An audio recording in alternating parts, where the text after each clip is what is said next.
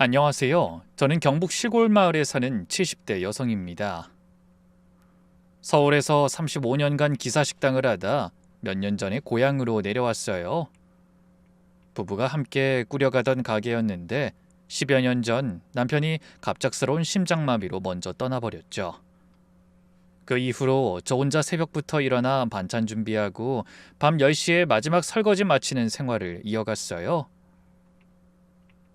그렇게 반평생을 주방에서 살았더니 허리가 다 망가졌더라고요. 결국 디스크가 터져서 더는 못하겠다 싶을 때 식당 정리하고 고향으로 내려왔습니다. 지금은 텃밭에 고추, 깻잎, 상추 키우고 손수 장도 담그며 살아요. 물론 허리에 무리가 가지 않을 정도만 조금씩 하죠. 평생 일하던 사람이라 아무것도 안 하는 게 더 힘들었거든요. 자식은 외아들 하나인데 결혼해서 서울에 살아요. 좋은 회사 다니다 예쁜 며느리 만나 손자까지 낳았죠. 그래서 저는 아들이 정말 잘 사는 줄 알았습니다.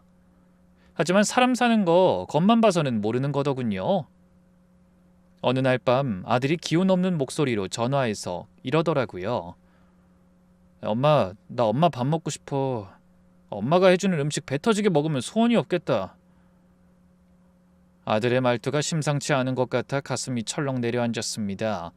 그래서 다음날 손수 만든 식재료를 바리바리 싸서 서울 가는 버스를 탔죠.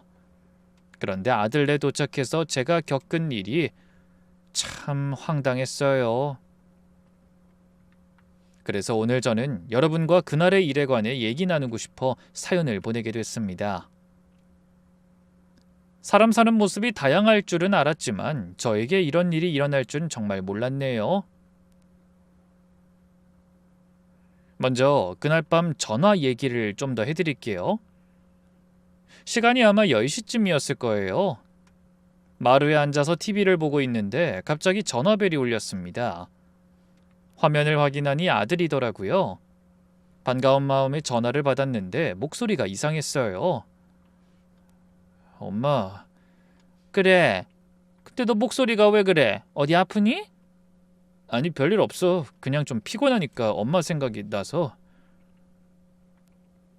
그러더니 뜬금없이 갑자기 제가 차려주는 밥을 먹고 싶다고 하니 어리둥절하더라고요.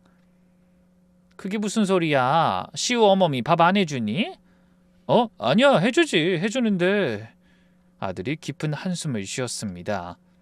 근데 맛이 없어, 엄마. 간도 없이 매일 닭가슴살에 채소만 먹어. 뭐? 닭가슴살? 아니 밥은? 사람이 쌀을 먹어야지. 먹긴 하는데 현미밥만 조금 먹어. 아침엔 삶은 달걀하고 야채 샐러드, 점심은 도시락 싸주는데 그것도 닭가슴살에 브로콜리. 저녁도 비슷해. 현미밥 조금에 두부랑 채소 뭐 그런 거.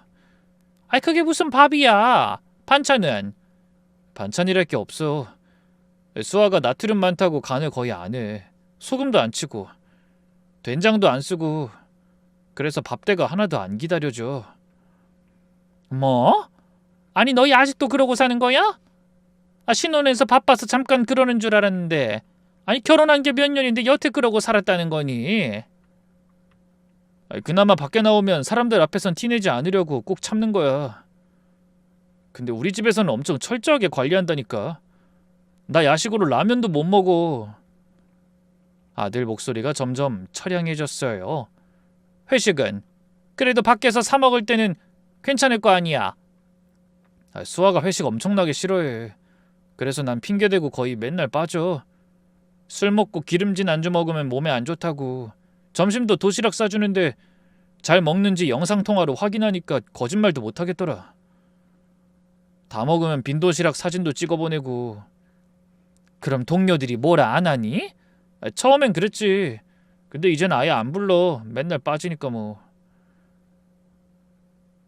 아들이 또 한숨을 쉬었습니다. 아니 이게 무슨 소리야. 다 큰 어른한테 밥 먹을 때마다 사진 찍어 보내라니. 남들이 보면 얼마나 이상하겠어.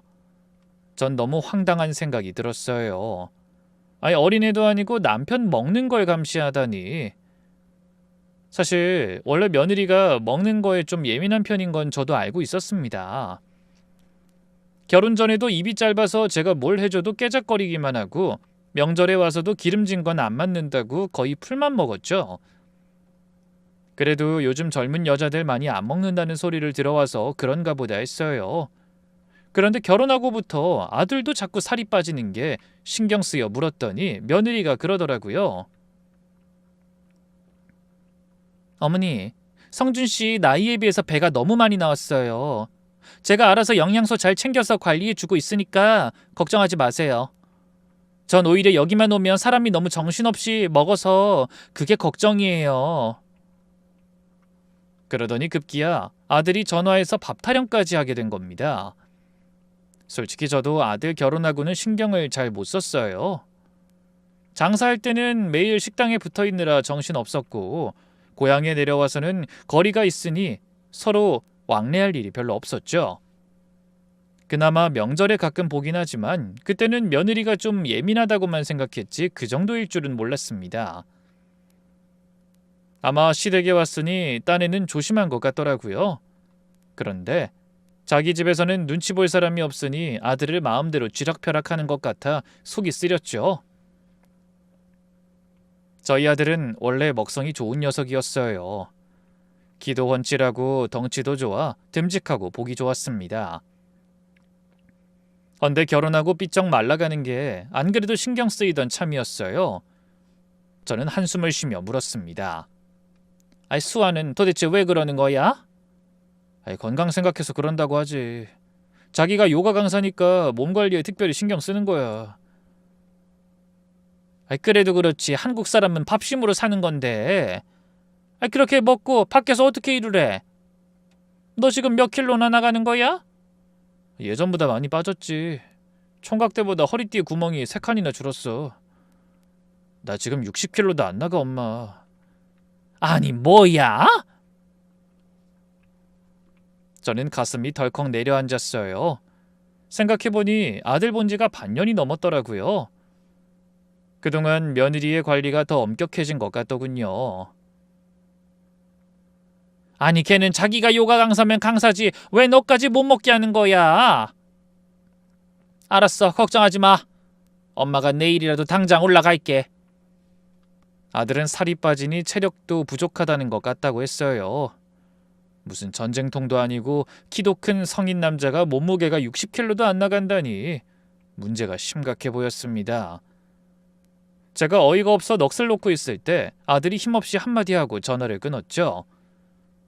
김 모락모락 나는 쌀밥에 뜨끈한 된장찌개랑 제육볶음에서 밥 먹고 싶다. 알았어, 걱정하지 마. 엄마가 간다니까.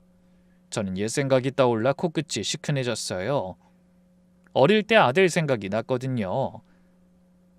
학교 끝나면 식당으로 달려와서 배고프다는 애한테 제육볶음 볶아주면 그렇게 행복해할 수가 없었죠. 밥 2공기는 뚝딱 비우고 배 두드리며 숙제하던 아이였어요. 그런 애가 밥 한 끼 제대로 못 먹고 산다니 속이 쓰리더라고요. 그날 밤 잠자리에 누워서도 잠이 오지 않아 뒤척이다 보니 식당 할 때 생각이 계속 나더군요. 아침 일찍 기사님들이 웃으며 들어와서 저를 향해 소리치던 모습이 떠올랐죠. 아이, 사장님, 오늘도 밥 좀 푸짐하게 부탁해요. 사장님 밥 먹고 또 오늘 하루 버텨야 해요. 그런 분들 든든하게 먹여보내는 게 제 보람이었어요. 국밥 한 그릇에 공깃밥 추가 공짜로 해드리고 반찬 넉넉하게 드리고요. 그렇게 배부르게 드시고 나가시는 뒷모습을 보면 정말 뿌듯했죠. 제가 그렇게 남들 줄임배 채워주는 보람으로 산 사람입니다. 그런데 정작 제 아들은 쫄쫄 굶고 있다고 생각하니 속이 아리더군요. 남들은 배부르게 먹였으면서 제 아들은 챙기지 못한 것 같아서요. 다음 날 새벽같이 자리를 털고 일어난 저는 부지런히 움직였습니다. 서울에서 뭘 해줄지 머릿속으로 정리했죠. 가만히 있어보자. 성준이가 된장찌개랑 제육볶음 얘기를 했지. 장아찌도 맛이 들어서 밥도둑일 거고. 그렇게 손으로 꼽아본 뒤 장독대로가 3년 묵은 집된장을 퍼담았습니다. 제가 직접 콩 삶고 매주 띄어 만들어 시중에 파는 된장이랑은 구수한 맛의 깊이가 달랐죠. 고추장도 담았어요. 찹쌀풀 쓰고 고춧가루 듬뿍 넣어서 담근 뒤 1년 넘게 숙성도 시켰습니다. 제육볶음 할 때 넣으면 맛이 확 살아나서 밥도둑이 따로 없을 것 같았어요. 장을 챙긴 다음에는 반찬을 챙겼습니다. 텃밭에서 딴 깻잎을 간장, 마늘, 고춧가루 넣고 절인 깻잎 장아찌, 알이 굵은 마늘을 통째로 간장에 절여 아삭아삭 씹히는 맛이 일품인 마늘 장아찌, 그리고 마른 반찬들을 밀폐 용기에 새지 않게 꼼꼼히 담았어요. 흰밥에 얹어 먹으면 밥 한 공기가 순식간에 없어질 정도로 입맛을 돋워줄 것 같았죠. 마지막에 텃밭으로 나가 된장찌개에 넣을 애호박을 따고 감자도 캤어요. 그걸 다 보따리에 싸서 단단히 묶었습니다. 무게가 제법 나가서 허리가 걱정됐지만 여행 가방에 넣어 끌고 가면 될 거라고 생각했어요. 제대로 먹지도 못하고 있을 아들 생각하면 그 정도 고생은 아무것도 아니었습니다. 그래서 열심히 짐을 끌고 터미널로 가서 버스를 탔어요. 차가 천천히 미끄러지듯 출발하자 창밖으로 시골 풍경이 스쳐 지나갔죠. 전날 잠을 거의 못 자서 버스 안에서 꾸벅꾸벅 졸다 보니 어느덧 서울에 도착했더군요. 고속버스 터미널에는 사람이 정말 많았습니다. 음식이 잔뜩 든 가방을 끌고 지하철역을 걸으니 절로 땀이 나더라고요. 아들네 집에는 딱 한 번 가봤는데 그때는 손주 돌잔치 때문에 잠깐 들린 거라 몇 시간 머물지도 않았었죠. 아들에게 밥을 해주기 위해 음식을 가지고 가보는 건 처음이라 설레기까지 했습니다. 집 주소를 들고 물어물어 지하철을 2번이나 갈아타고 아들 집 앞에 서자 오후 2시가 훌쩍 넘어 있더군요. 아들한테 미리 물어본 현관 비밀번호를 누르고 안으로 들어갔습니다. 역시 빈집이었어요. 아들 내외는 일하러 갔고 손주는 어린이집에 있을 시간이었죠. 잘됐다. 애들 오기 전에 음식 준비해 놓으면 좋아하겠지? 그런 생각을 하며 신발을 벗고 안으로 들어갔어요. 거실이 먼지 하나 없이 깨끗하게 정돈돼 있더군요. 서둘러 부엌으로 갔더니 부엌도 반짝반짝했습니다. 평소 며느리가 깔끔한 줄은 알았지만 제가 생각했던 것보다 훨씬 부지런한 것 같았어요. 그런데 한편으로는 뭔가 이상하기도 했습니다. 음식을 해먹는 집 같지 않고 부엌 곳곳이 깨끗해도 너무 깨끗하더라고요. 그러다 냉장고를 열어보고 눈이 휘둥그레졌습니다. 깔끔하지만 너무 휑했거든요. 유기농이라고 쓰인 채소가 몇 개 보이고 두부 한 팩과 닭가슴살 한 봉지가 다였어요. 싱크대를 열어보니 소스 같은 것도 안 보이고 양념이라곤 저염 간장 하나만 떨렁 있었습니다. 음식 만드는 기본인 된장, 고추장도 없었어요. 너무 놀라서 저도 모르게 중얼거렸죠. 세상에, 이게 사람 사는 집이 맞아? 우리 아들이 그동안 이렇게 살았던 거야? 너무 황당해서 말문이 막혔어요. 그제야 아들의 마음이 이해됐습니다. 오죽 배를 골았으면 저한테 연락해서 밥 얘기를 했는지 눈물까지 왈칵 차올랐어요. 그래서 급하게 팔을 걷어붙이고 제가 가져간 보따리를 풀어 준비해간 재료들을 싱크대 위에 하나하나 꺼내놨습니다. 그런 다음 쌀을 찾아 밥부터 안쳤네요. 아들 말대로 흰쌀은 없고 현미만 있더군요. 밥 다음에 할 일은 된장찌개 끓이기였죠. 감자와 애호박을 썰어 넣고 집된장을 풀어주니 국물이 뿌옇게 바뀌며 구수한 냄새가 올라왔습니다. 그래, 이게 집 냄새지. 자고로 사람 사는 집에선 이렇게 음식 냄새가 나야 집다운 집이지. 두부와 파를 넣고 보글보글 찌개 끓는 소리를 들으며 제육볶음을 시작했어요. 지하철에서 내렸는데 마침 정육점이 보이길래 고기까지 사서 들어왔었거든요. 아들이 좋아하는 음식을 다 만들고 이번엔 달걀을 풀어 소금으로 간에 노릇노릇 계란말이를 부쳤습니다. 귀여운 손주를 위한 반찬이었죠. 마지막으로 제가 가져온 반찬을 그릇에 정갈하게 담아냈어요. 상이 거의 다 차려졌을 때는 집안에 맛있는 냄새가 가득 퍼졌습니다. 아들이 참 좋아하는 냄새였어요. 어릴 때도 학교 끝나면 곧장 식당으로 달려와 코를 킁킁거리며 이런 말을 했거든요. 엄마, 밥 냄새 너무 좋다. 아, 배고파. 그렇게 먹성 좋던 아들이 강제로 식욕을 참아야 한다니 또 속이 상하더군요. 성준이가 퇴근하고 음식 보면 얼마나 좋아할까. 열심히 준비한 한상을 보자 마음이 너무 뿌듯했습니다. 시계를 보니 벌써 4시가 넘었더라고요. 조금 있으면 다들 들어오겠지. 이따가 먹을 때 찌개랑 제육볶음만 데우면 되겠다. 그때 문 열리는 소리가 들려 고개를 돌려보니 현관에 며느리 수아가 서 있었습니다. 아들한테 듣기로는 원래 요가원 수업이 5시까지라고 한 것 같은데 예정보다 일찍 온 모양이었어요. 그런데 며느리가 현관에 들어서자마자 얼굴을 찌푸리며 코를 막더니 이렇게 중얼거리는 게 들렸습니다. 아우, 이게 무슨 냄새야? 며느리가 현관에 있던 제 신발을 못 본 모양이더군요. 저는 주방에 있다가 얼른 손을 닦으며 거실로 나왔죠. 이제 오니? 나왔다. 며느리가 절 보더니 놀라서 눈을 크게 떴습니다. 어머니? 아니, 말씀도 없이 어떻게 오셨어요? 아, 성준이가 내 밥이 생각난다고 해서 시우도 볼 겸 올라왔지. 저는 오랜만에 보는 며느리를 향해 활짝 웃으며 대답했습니다. 하지만 며느린 제 말을 못 들었는지 부엌 쪽으로 걸어가 식탁 위에 차려진 음식들에 눈을 고정했어요. 전 웃으며 며느리에게 음식에 관해 설명했죠. 장아찌가 맛이 아주 잘 들었더라. 원래 예전부터 성준이가 저런 밑반찬을 좋아했거든. 그리고 그 순간 제 얘기를 듣던 며느리의 눈빛이 차가워지는 게 보이더니 잔뜩 인상을 구기며 이렇게 말했어요. 어머니, 지금 이게 다 뭐 하시는 거예요?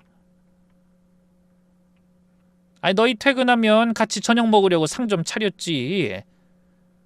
아니, 미리 말씀 한마디도 없이 오셔서 이러시는 건 좀 곤란해요. 그이한테만 말하고 저한테도 연락하셨어야죠. 그 목소리가 너무 날카로워서 저도 적잖이 놀랐네요.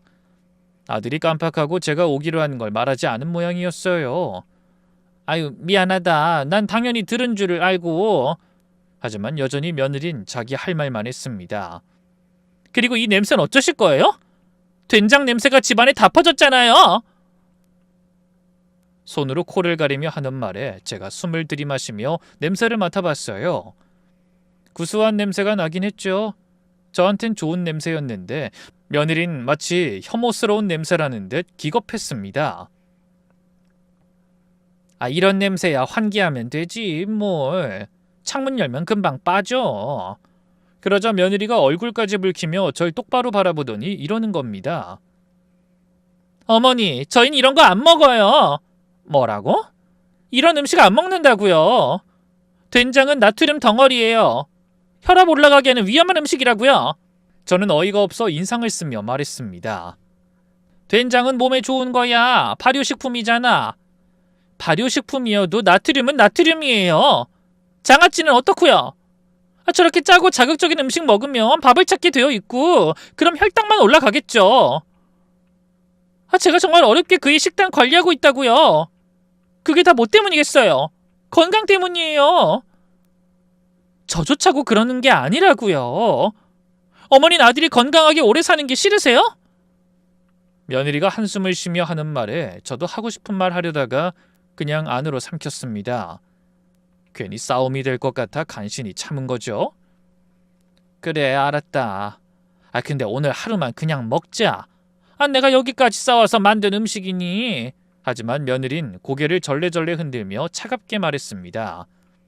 어머니, 그 한 번이 문제예요. 저런 음식에 맛들이면 금방 또 먹고 싶어져요. 중독된다고요. 며느리가 심각하게 내뱉는 그 말이 너무 어이없어 저도 모르게 콧방귀를 낄 뻔했습니다. 된장찌개에 중독된다니. 온 나라 사람들이 건강식이라고 생각하는 음식을 그렇게 표현하는 게 황당하더군요. 수아야, 이건 다 집에서 만든 거야. 내가 직접 장도 담그고 장아찌도 담근 거다. 시중에 파는 거랑 달라. 몸에 좋으면 좋았지 나쁘지 않은 거야. 그건 어머님 생각이죠. 며느리가 목소리를 높이자 저도 부하같이 밀었습니다. 그래 알았다. 일단 나 화장실 좀 다녀오마. 그러면서 며느리를 지나쳐 화장실로 갔습니다. 사실 볼 일이 급한 건 아니었어요. 그냥 며느리랑 말다툼하고 싶지 않아서 잠깐 자리를 피한 겁니다. 제가 정성껏 마련한 음식을 타박하는 며느리 때문에 저도 점점 감정이 상하고 있었거든요. 그래서 자리를 잠깐 피해 감정을 식히려고 한 거죠. 전 얼른 화장실 문을 닫고 거울을 들여다보며 속으로 다짐했어요. 참자 참아. 며느리랑 싸우면 안 돼. 그래봐야 우리 아들만 피곤해지지. 그렇게 한 5분쯤 지났을까요? 감정이 좀 정리되는 것 같아 화장실 문을 열고 나와 부엌으로 갔습니다. 그런데 거기서 제 눈을 의심하는 일이 일어나고 있는 게 아니겠어요? 조금 전까지도 맛깔나는 음식들로 한상 가득하던 식탁이 텅 비어 있었습니다. 정성껏 만든 된장찌개도, 계란말이도, 제가 허리가 끊어질 듯한 통증을 참으며 가져온 반찬들도 다 없어졌더군요. 전 주위를 두리번거리다 쓰레기통을 발견하고 설마 하며 다가갔습니다. 설마 아무리 마음에 안 든다고 시어미가 만들어온 음식을 버리진 않았겠지? 하지만 그런 기대는 쓰레기통에 가득 찬 음식들을 보며 무참히 무너지고 말았어요. 제가 만든 음식이 전부 그 안에 들어가 있더라고요. 된장찌개 속에 들어있던 애호박, 감자, 두부 조각이 엉망으로 뒤섞여 있고 노릇하게 붙인 계란말이는 뭉개져서 형체도 알아볼 수 없었어요. 새벽부터 준비해온 장아찌와 밑반찬들도 쓰레기통을 굴러다니고 있었습니다. 전 너무 기가 막혀 입을 떡 벌린 채 고개를 들어 며느리를 바라봤어요. 며느린 마치 병균이 가득한 오물이라도 만진 듯 인상을 잔뜩 구긴 채 비닐 장갑을 벗고 있었습니다. 저는 떨리는 목소리로 그런 며느리에게 물었네요. 수아야, 너 지금 이게 무슨 짓이냐? 하지만 절 바라보는 며느리의 눈에는 미안한 기색이나 망설임이 전혀 보이지 않았습니다. 오히려 당당했죠. 왜요? 제가 아까 말씀드렸잖아요. 저흰 이런 거 안 먹는다고요. 그래도 이건 너무한 거 아니냐? 시어미가 만든 음식을 이렇게 쓰레기 취급하다니. 어머니가 만드신 음식이 다 건강에 독이 되는 것들이니까 그렇죠. 다른 집에선 몰라도 제가 있는 한 저희 집에선 절대 저런 음식 못 먹어요. 아무리 마음에 안 들어도 그렇지 어떻게 시어미가 만든 음식을... 저는 놀라다 못해 서러워 눈물이 터질 것 같았습니다. 평생 남들에게 음식 해먹이는 기쁨으로 살았던 저에게 그런 모욕과 봉변은 처음이었죠. 하지만 며느린 조금도 흔들리지 않고 단호하게 말했어요. 어머니, 저희 비위생 조미료 범벅 안 먹어요. 그 말에 말문이 턱 막혀버렸습니다. 뭐라고? 비위생? 조미료 범벅? 그럼 아니에요? 예전에 싸구려 기사식당에서 하시던 대로 조미료 잔뜩 넣은 걸 가족한테 먹이시면 어떡해요? 그렇게 쏘아붙이더니 더는 저와 상대하고 싶지 않다는 듯 음식이 담긴 쓰레기통을 들고 밖으로 나가며 말했습니다. 이거 이대로 두면 온 집안에 냄새 진동해서 갖다 버려야 하니까 제발 아무것도 하지 마시고 TV나 보고 계세요. 아셨어요? 며느리의 말에 저는 다리에 힘이 풀려 그만 소파에 털썩 주저앉고 말았습니다. 반평생을 음식 장사해 왔지만 그런 말은 처음 들어봤어요. 물론 조미료를 사용하지도 않았지만 설사 조금 썼다고 해도 그게 독약은 아니잖아요. 헌데 며느리는 마치 조미료 한번 먹으면 사람이라도 죽어나가는 것처럼 진저리를 치더라고요. 그러더니 집안에 음식 냄새가 남아있는 것조차 힘들다는 듯이 쓰레기통을 들고 밖으로 나가버렸습니다. 저는 머리를 한 대 얻어맞은 사람처럼 멍하게 소파에 앉아 있었어요. 더는 뭐라고 해야 할지 생각도 나지 않았거든요. 잠시 후 제가 만든 음식을 갖다 버린 며느리가 돌아오더니 팔짱을 낀 채 당당한 얼굴로 말했습니다.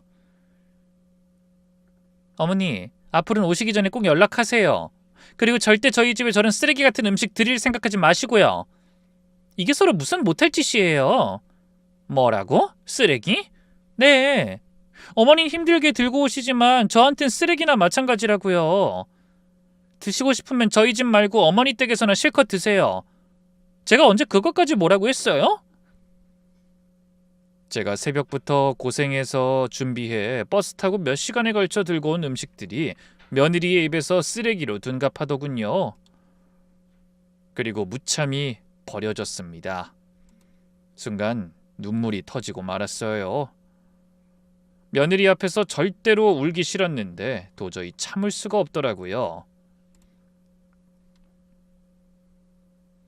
그래서 손등으로 눈물을 닦으며 말했죠.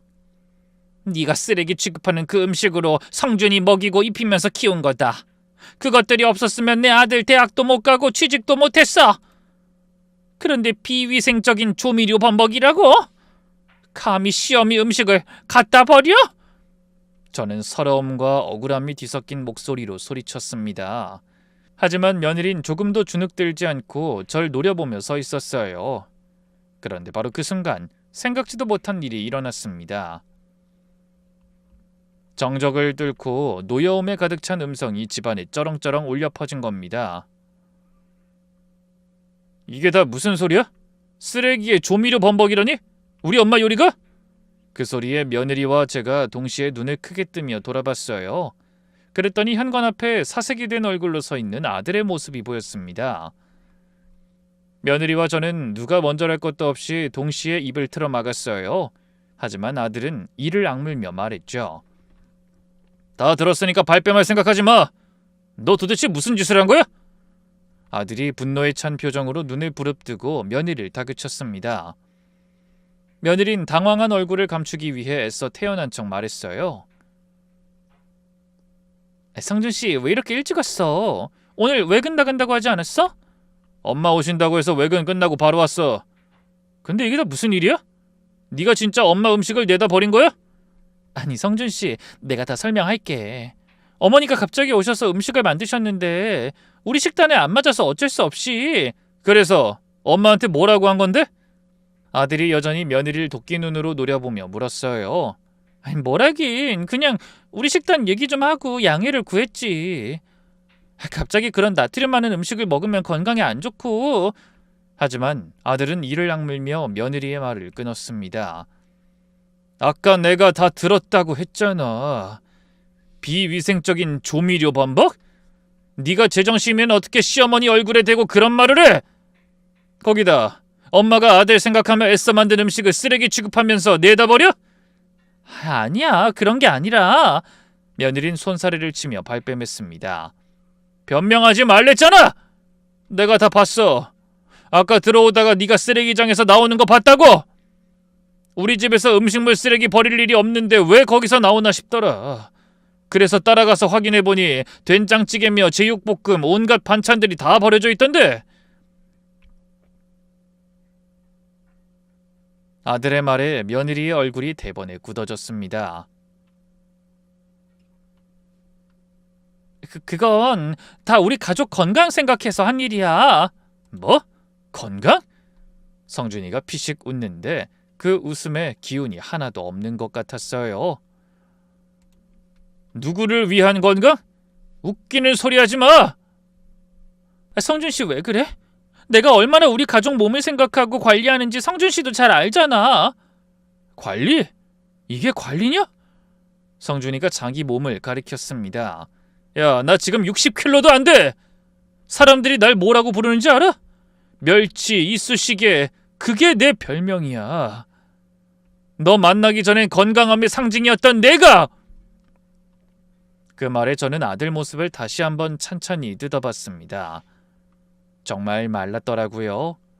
볼이 쏙 들어가고 광대뼈가 튀어나와 있었죠. 제 평생 그렇게 마른 아들의 모습은 처음 봤습니다.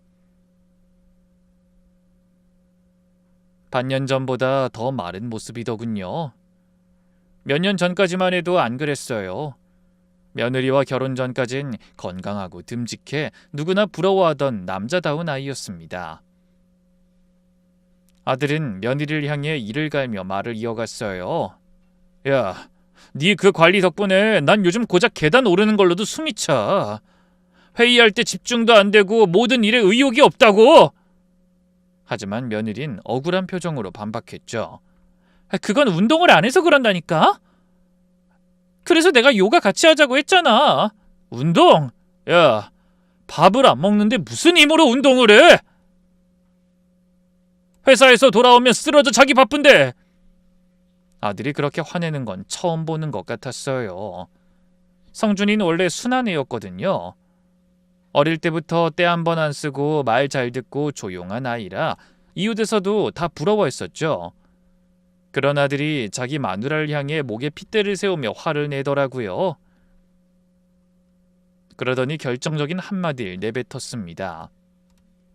나 더는 이렇게 못 살아. 매일 전화해서 식단 체크하고 사진 찍어 보내라 하고 회식도 못 가게 하고. 난 너랑 결혼하고부터 사는 게 아니었어. 사람한테 먹는 즐거움이 얼마나 큰 건 줄 알아? 내가 오늘 왜 이렇게 일찍 들어왔는데? 엄마 오신다고 해서 설마 엄마가 해주신 음식까지 못 먹게 하진 않겠지 싶어서 달려온 거야. 근데 도대체 이게 다 무슨 일이냐고? 아들이 언성을 높이자 며느리도 안색을 바꾸며 같이 소리쳤죠. 왜 나한테만 뭐라고 하는 거야? 어머니 마음을 그렇게 잘 알면서 왜 내 마음은 몰라? 요즘 사람들은 안 먹어서 문제가 아니라 너무 먹어서 문제란 말이야. 성인병, 고지혈증, 고혈압 그런 게 왜 오는지 몰라서 그래? 다 음식 때문이라고. 너무 많이 먹는 것도 죄야. 어머니 음식 같은 거 먹다가는 순식간에 살찌고 병 걸린단 말이야. 뭐야? 아들이 입술을 파르르 떨더니 며느리를 째려보며 그동안 참아온 한마디를 내뱉더군요. 그게 나를 걱정하는 거야? 그건 사랑이 아니야. 그냥 날 사육하는 거지.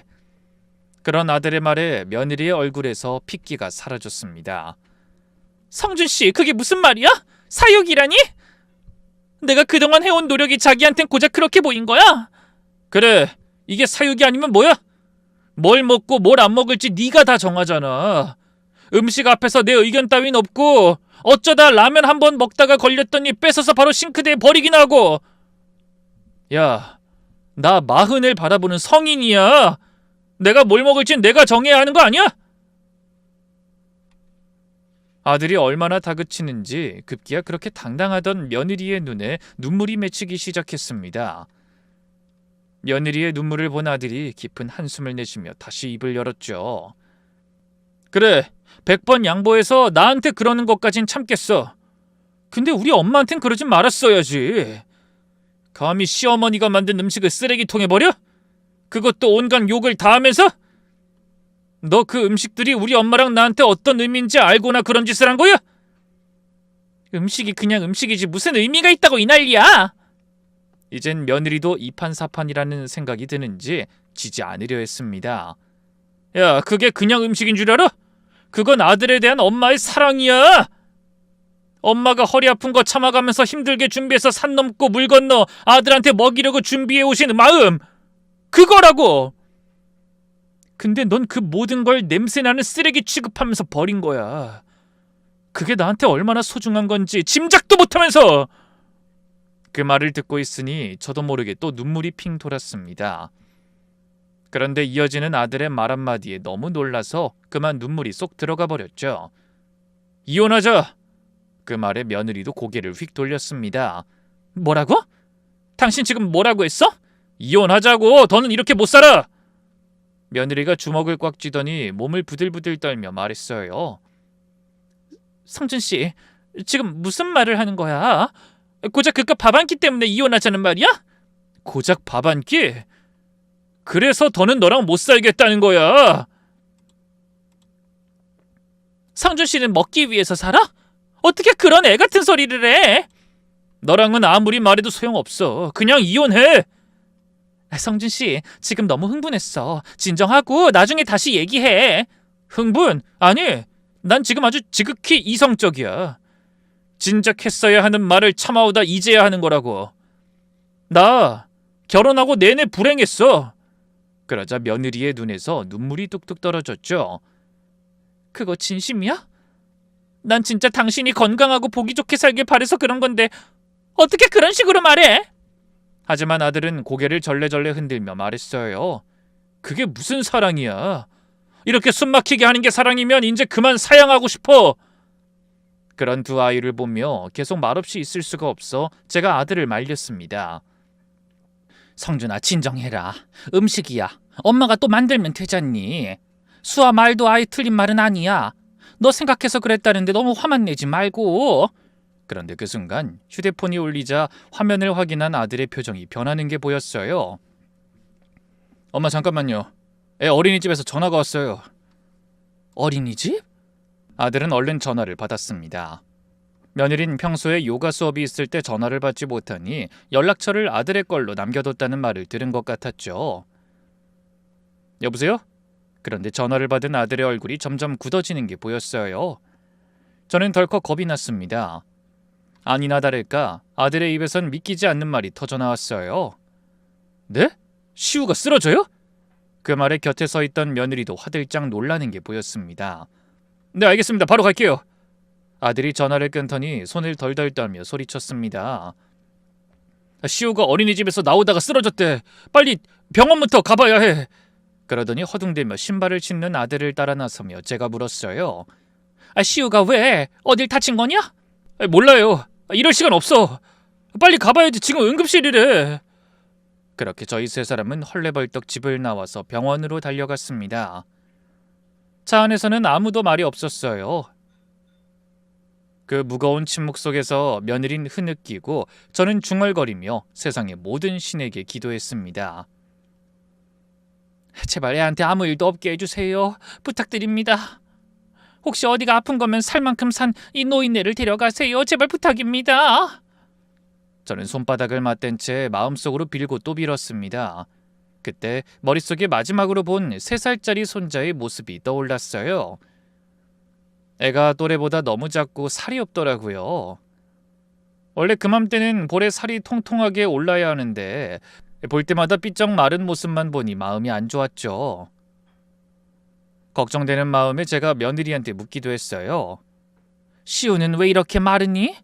애들은 원래 살이 통통하게 올라야 보기 좋은 법인데 여기 올 때마다 내가 밥 해주면 한 공기씩 뚝딱 먹는 걸 보니 애가 입이 짧은 것도 아닌 것 같은데. 병원에선 뭐라니? 잘 크고 있는 거 맞지? 그럼요. 아무 문제 없어요. 어머님이 몰라서 그러시는데 요즘은 애들도 너무 많이 먹어서 문제예요. 소아당뇨가 얼마나 무서운데요. 그 어린 나이부터 인슐린 주사 없으면 아무것도 못한다니까요. 그래서 저는 그저 안타까운 마음으로 고개를 끄덕였습니다. 그래, 지 어미가 오죽 잘 챙길까. 먹어도 안 찌는 애들이 있다더니 엄마 닮아서 마른 체질인가 보네. 그렇게만 생각하고 넘어갔죠. 그런데 그 어린 게 갑자기 쓰러졌다니 심장이 터져버릴 것처럼 뛰고 피가 마르는 기분이었습니다. 잠시 후 병원에 도착해 미친 듯이 응급실로 뛰어갔어요. 먼저 접수대에 도착한 아들이 손주 이름을 대자 간호사가 안내해 주더군요. 구석진 자리 침대 위에 손주가 누워 있었습니다. 창백한 얼굴로 팔에 수액을 맞은 채 눈을 감고 있었어요. 시우야! 수아가 맨 처음 달려들어 손주의 손을 잡았죠. 시우야, 엄마야, 일어나봐! 그 말에 손주가 힘없이 눈을 떠 입을 열었어요. 엄마... 그래, 엄마야, 우리 시우 괜찮아? 그때 곁에 서 있던 어린이집 선생님이 고개 숙여 인사하더니 손주의 상태에 관해 설명했어요. 저기 어머님, 시우가 하원 촬영에 타다가 갑자기 쓰러졌어요.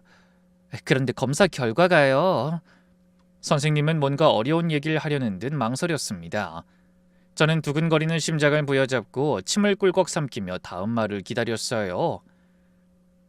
시우한테 영양결핍으로 인한 빈혈이 온 거래요. 저는 귀를 의심했습니다. 영양결핍? 빈혈? 고작 3살짜리 애가? 저희는 깜짝 놀라 입을 떡 벌린 채 잠시 할 말을 잃었습니다. 그때 의사가 다가와 다시 아이 상태를 설명했어요. 아이가 3세 남아 평균 체중에 한참 못 미칩니다. 영양이 심각하게 결핍되어 있고 체내 모든 영양소가 수치보다 한참 부족해요. 아이가 평소에 음식을 거부하나요? 그러더니 의사가 난처한 표정으로 말했습니다. 솔직히 말씀드리면 이런 경우에 저희는 아동학대를 의심하고 신고할 의무가 있습니다. 기가 막혀서 말이 안 나오더라고요. 애가 영양이 부족해 쓰러지고 의사는 그걸 아동학대라고 의심한다더군요. 멀쩡히 부모와 잘 살고 있는 애한테 왜 그런 일이 생긴 걸까요? 의사는 심각한 표정으로 며느리를 향해 물었습니다. 아이가 평소에 뭘 먹나요? 식단을 좀 알려주시겠어요? 며느린 더듬거리며 대답했어요. 저희는 건강식 위주로 먹여요. 유기농 채소, 닭가슴살, 현미밥. 과일이나 간식은요? 고기는 어느 정도로 먹나요? 간식은 치아에 안 좋아서 안 먹이고 과일은 당분이 많아서 피해요. 고기도 콜레스테롤 때문에. 의사의 표정이 굳어졌습니다. 보호자님, 성장기 아이한텐 충분한 영양이 필요합니다. 아이가 기관에 다니니 외부에서는 영양을 섭취하겠지만 그것만으론 무리가 있습니다. 가정에서의 그런 제한적인 식단은 문제가 있어 보이네요. 며느린 울먹이며 말했어요. 저는 애를 건강하게 키우고 싶어서. 하지만 의사는 단호하게 말했습니다. 지금 이 상태가 건강해 보이세요? 아이가 쓰러진 건 영양 부족 때문입니다. 계속 이렇게 먹이시면 성장에 심각한 문제뿐 아니라 모든 질병의 원인이 될 수 있어요. 그 말에 며느리의 얼굴이 새하얗게 질리는 게 보이더군요. 의사와 어린이집 선생님이 나가자 아들이 며느리를 바라보며 이를 갈듯이 물었어요. 너 내내 시우한테도 그렇게 먹인 거야? 내가 그래도 애는 챙기라고 몇 번을 말했어! 며느리가 말을 더듬었습니다. 아니 그게 아이도 건강하게 키워야 하니까. 난 시우가 뚱뚱해지면 안 된다고 생각해서. 뚱뚱? 3살짜리 애가 뚱뚱하면 어때서? 애들은 통통해야 건강한 거야. 진짜 더 이상은 못 참아. 너 같은 애한테 내 자식 못 맡겨. 반드시 이혼할 거야. 당연히 시우는 내가 키울 거고. 그 말에 며느리가 아들의 팔을 잡으며 애원하듯 말했어요. 성준씨, 내가 잘못했어. 이제부턴 조금 더 신경 쓸게. 우리 그 얘긴 나중에 다시. 하지만 아들은 굳은 얼굴로 며느리의 손을 뿌리치며 대답했습니다. 네가 신경 쓴다는 게 제일 무서워. 계속 버티면 변호사 쓸 거야. 영양실조로 애를 쓰러지게 한 엄마한테는 양육권도 절대 줄 수 없어. 이제 며느린 거의 무릎을 꿇듯이 아들에게 매달리고 있었어요. 전 그런 며느리를 차갑게 노려보다 고개를 돌려 손주를 바라봤습니다. 수액이 꽂힌 손주의 팔이 너무나 가늘어서 눈물이 쏟아졌어요. 애가 안쓰러워 보일 때 내가 진작 나서야 했는데. 깊은 후회가 밀려왔습니다. 그날 아이가 깨어나 퇴원한 뒤 저는 아들의 차를 타고 집으로 돌아왔어요. 하지만 혼자가 아니라 손주와 함께였습니다. 병원을 나서며 아들이 그러더라고요. 엄마, 수아랑 문제 정리될 때까지 시우 좀 맡아줘. 애를 저대로 그냥 집에 둘 순 없을 것 같아. 엄마가 데리고 가서 맛있는 것 좀 해주시고. 그러다 감정이 복받치는지 아들이 잠시 말을 멈췄습니다. 3살짜리가 영양 부족으로 쓰러지다니. 아무리 생각해도 기가 막히는 일이었죠. 그렇게 저는 시골집으로 돌아와 손주를 챙겼습니다. 닭도 사다 삶아주고 고구마며 옥수수며 간식도 많이 챙겨줬어요. 아이가 뭐든 맛있게 잘 먹으니 속이 더 쓰리더라고요. 아휴, 원 저렇게 잘 먹는 애를 생으로 굶기다니. 우리 시우, 오늘은 할미가 뭐 해줄까? 고기. 시우 고기 먹고 싶어요.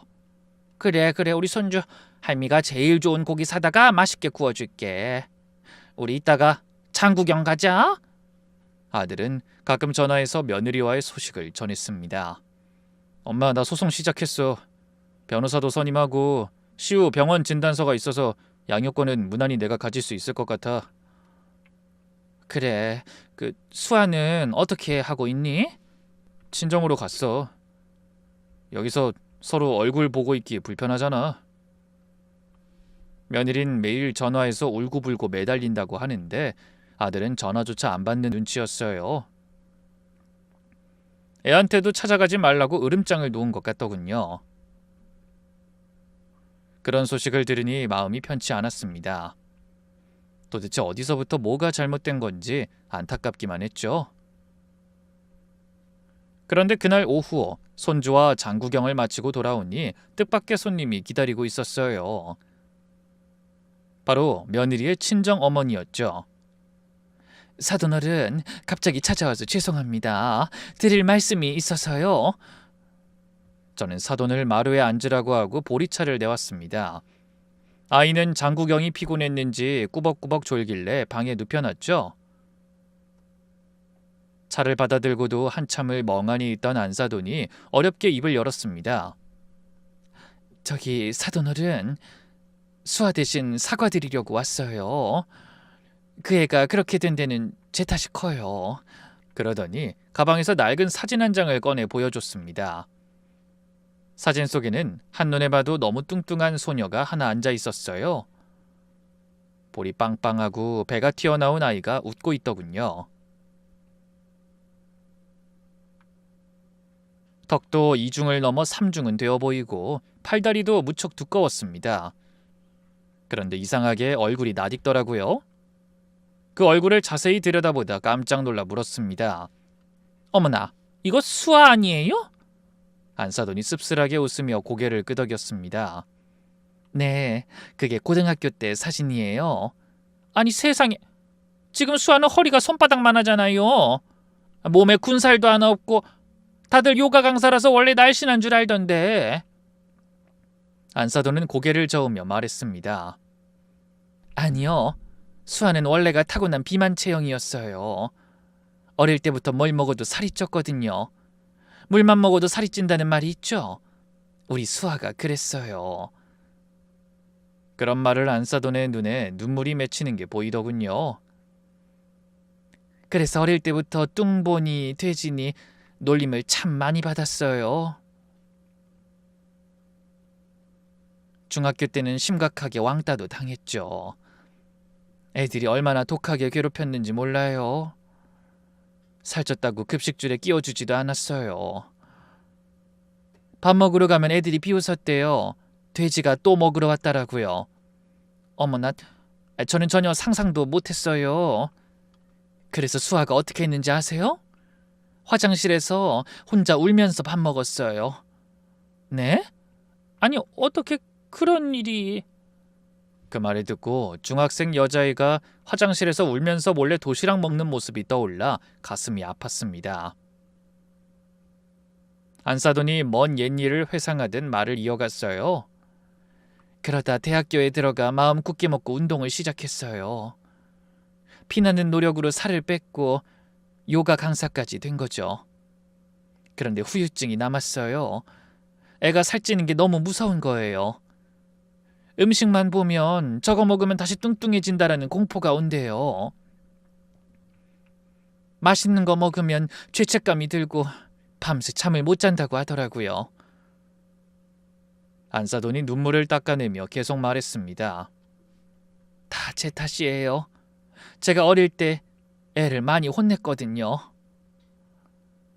저는 애를 위해서 한다고 했던 말인데 아이한테 그게 상처가 됐던 것 같아요.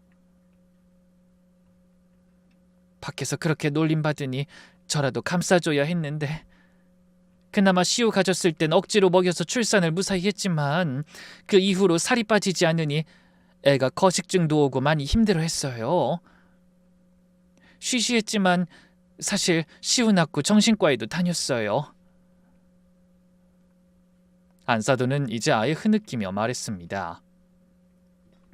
제가 어린 수아 마음에 난 상처를 제대로 보듬어주지 못해서 남편이랑 애한테도 그런 짓을 한 것 같아요. 정말 죄송합니다, 사돈 어른.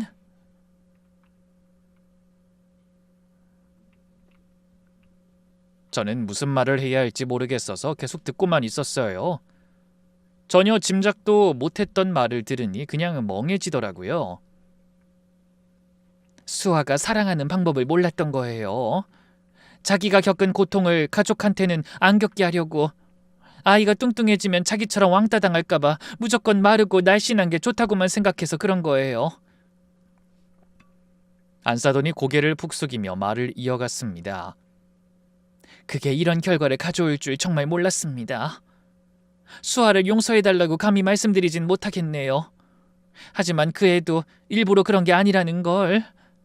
비록 잘못된 방법이지만 그것도 그 애의 사랑이었다는 건 말씀드리고 싶어서 찾아왔습니다.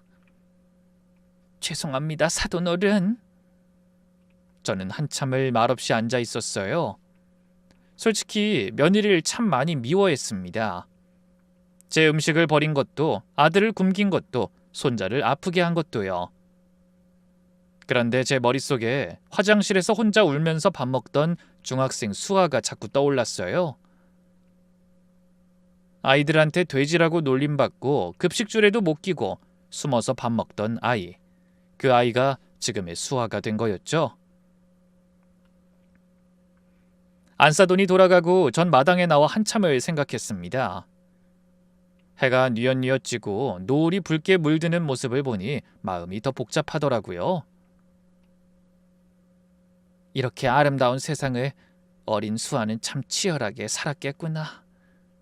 맛있는 음식 한 번만 편하게 못 먹고 남의 눈치 보면서 1킬로 1킬로에 괴로워하면서. 그로부터 또 한 달이 지난 어느 날 마당에 차가 멈추는 소리가 들렸습니다.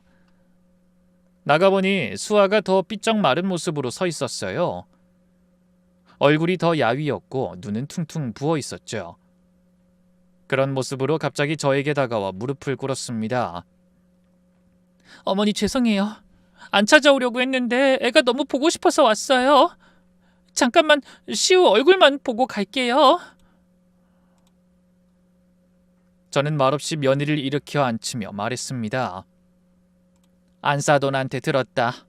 병원 다녀왔다며? 며느리가 고개를 끄덕였어요. 네, 의사 선생님이 그러시더라고요. 제가 섭식 장애가 있대요. 음식에 대한 공포증이라고. 며느리가 눈물을 흘리며 말했습니다. 어머니 사실은요. 저 그날 어머니 음식 냄새가 너무 좋았어요. 전 조금 놀랐죠. 그 된장찌개 냄새 맡으니까 미칠 것 같았어요. 한 입만 먹으면 멈출 수 없을 것 같더라고요. 그래서 무서워서 버린 거예요. 제가 어머니 음식을 먹기 시작하면 순식간에 예전에 그 뚱보로 돌아가 버릴 것만 같았어요. 며느리가 흐느끼며 어깨를 들썩이더군요. 근데 그러면 안 되잖아요. 제가 뚱뚱해지면 성준 씨가 떠날 것 같았어요. 아들도 저를 창피해하고 사랑해주지 않을 것 같고, 만약 애도 저를 닮았으면 금방 살이 찔 것 같아서 마음껏 먹일 수가 없었어요. 시우도 저처럼 놀림받을까봐 너무 무서웠거든요. 전 그게 사랑인 줄 알았어요. 그래서 제가 시우랑 성준 씨한테 못할 짓을 해버렸네요. 저는 한참을 말없이 며느리를 바라봤습니다. 며느리의 얼굴 위로 35년간 저희 기사식당을 찾아오던 손님들이 겹쳐 보였어요. 새벽마다 배고픔을 안고 찾아와 뜨끈하게 한 끼 먹고 편안한 얼굴로 돌아가던 사람들이 말이죠. 밥이란 게 그런 거예요. 배만 채우는 게 아니라 허기지고 외로운 마음까지 채워주는 양식이자 사랑인 겁니다. 저희 며느린 평생 그걸 모르고 살아왔던 거예요. 많이 먹는다고 부모 눈치까지 보고 몰래 화장실에 숨어서 먹고요. 그러니 먹는 게 아이에겐 고통이지 않았을까요? 저는 천천히 며느리의 손을 잡았습니다. 수아야, 일어나. 며느린 눈물을 닦으며 고개를 들었어요. 밥 먹어야지. 얼굴이 이게 뭐냐. 그리고 저는 아이를 마루에 앉혀놓은 뒤 부엌으로 들어가 서둘러 된장찌개를 끓였습니다. 쌀밥을 짓고 고등어도 노릇하게 구웠어요. 장아찌와 맛깔나는 반찬들도 담아냈죠. 그런 다음 며느리 앞에 상을 내밀었습니다. 먹어봐라. 며느린 한참을 망설이더니 떨리는 손으로 숟가락을 들었어요. 그리고 된장찌개를 한술 떠 입으로 가져갔습니다. 그 순간 며느리의 눈에서 눈물이 왈칵 쏟아져 나왔어요. 어머니, 너무 맛있어요. 그런 며느리 앞에서 저도 눈시울을 붉혔죠. 그래, 차가운 마음도 뜨끈해지는 것 같지? 남기지 말고 많이 먹어라. 그래서 며느린 천천히 한술 두술 밥을 떠먹었어요. 눈물이 밥 위에 떨어졌습니다. 전 그 앞에 앉아 조용히 생선을 발라주고 반찬을 밥 위에 올려주며 말했어요. 천천히 먹고 숭늉까지 마셔라. 며느린 그날 그렇게 제 앞에서 밥 2공기를 비웠습니다. 다 먹고 나선 이렇게 말했죠. 어머니, 저요. 태어나서 처음으로 죄책감 없이 밥 먹은 것 같아요. 저한테 많이 먹으라고, 더 먹으라고, 먹는 게 보기 좋다고 말해주는 사람이 아무도 없었거든요. 전 조용히 미소 지으며 휴대폰으로 사진을 찍었습니다. 수아가 밥 먹는 모습과 싹 비운 그릇들을 찍어 아들에게 보낸 거죠. 성준아, 수아가 엄마 밥 맛있게 먹었다. 한번 봐라. 그리고 또 6개월이라는 시간이 흘렀습니다. 어느 평온한 저녁, 저희 집 마당 평상 위에 저녁 밥상이 차려졌어요. 아들네 식구가 모두 밥상 앞에 둘러앉아 있었죠. 시우는 몰라보게 살이 올랐더군요. 볼이 빵빵하고 발그레한 게 잘 익은 복숭아처럼 보기 좋았어요.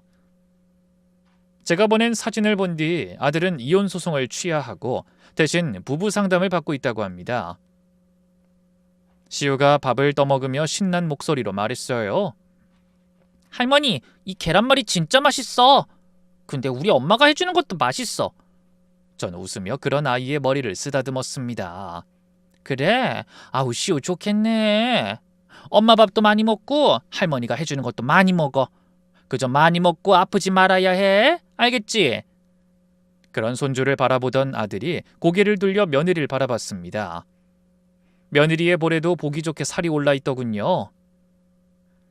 수아는 조심스럽게 얼굴을 붉히며 말했어요. 성준 씨, 나 좀 살찐 것 같아. 보기 흉하지 않아? 하지만 아들은 고개를 저으며 말했습니다. 그게 무슨 소리야. 내가 본 중에 지금이 네가 제일 예뻐. 며느리가 살짝 눈시울을 붉히더군요. 전 그런 며느리의 밥그릇에 된장찌개를 듬뿍 덜어줬어요. 많이 먹어라.